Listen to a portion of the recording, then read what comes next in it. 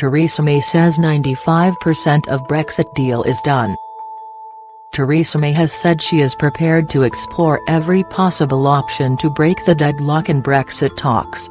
She told MPs 95% of the terms of exit were agreed, but the Irish border was still a considerable sticking point. While willing to consider extending the UK's transition period beyond 2020, she said this was not desirable and would have to end well before summer 2022. Labour's Jeremy Corbyn said the Tories were terminally incompetent and hamstrung by their own divisions. The UK, which is due to leave the EU on March 29, 2019, has previously agreed to a so-called implementation period ending on December 31, 2020. The PM has not ruled out the idea of extending the SPI up to a year to give the two sides more time to agree their future economic partnership and ensure controversial contingency plans to avoid a hard border on the island of Ireland, the so-called backstop, do not ever come into force. Both Brexiteers and Remainers worry this would delay further the moment of the UK's proper departure from the EU, and potentially cost billions in terms of extra payments. Mrs May told MPs that protecting the UK's integrity was so important that she had a duty to explore every possible solution to keeping the Irish border open and ensuring no new barriers within the UK as a whole. She insisted she had not agreed to a longer transition period, but there were some limited circumstances in which it could be argued that an extension to the implementation period might be preferable if we were certain it was only for a short time. A short extension to the implementation period would mean only one set of changes for businesses at the point we move to the future relationship, she said. But in any such scenario we would have to be out of this implementation period well before the end of this parliament. Urging Tory MPs to hold their nerve during the toughest part of the negotiations, she rejected calls for another referendum and said reports that civil servants were planning for such an eventuality were untrue. She said she would not be listening to those who wanted to stop Brexit through a new referendum, which she said should be called a politician's vote rather than a people's vote. She explained that people had had their vote, in the 2016 referendum, and a repeat would be a case of politicians telling them to have another go. But one of her party's MPs, Sarah Wollaston, said the only politicians' vote would be if they found a way to ignore the views of the people who took part in the People's Vote march past Downing Street to call for a new referendum.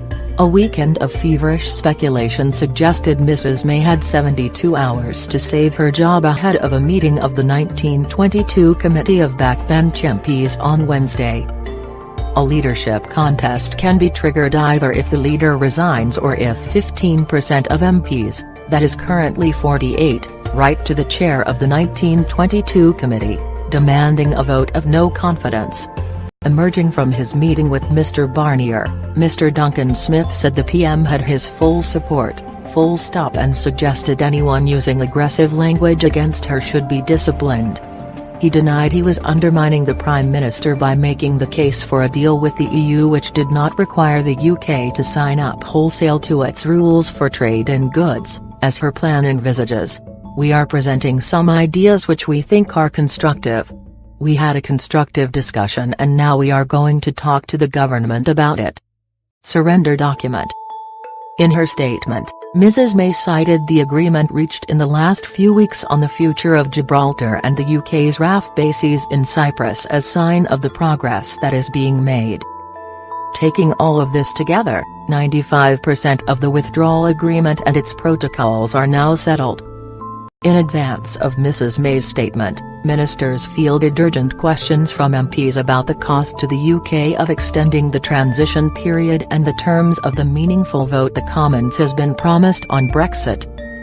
Ex-Conservative Cabinet Minister John Redwood said staying in the EU's customs union up to the end of 2021 could cost the UK between £15 billion and £20 billion at a time when resources were desperately needed for domestic priorities such as the NHS, schools and universal credit.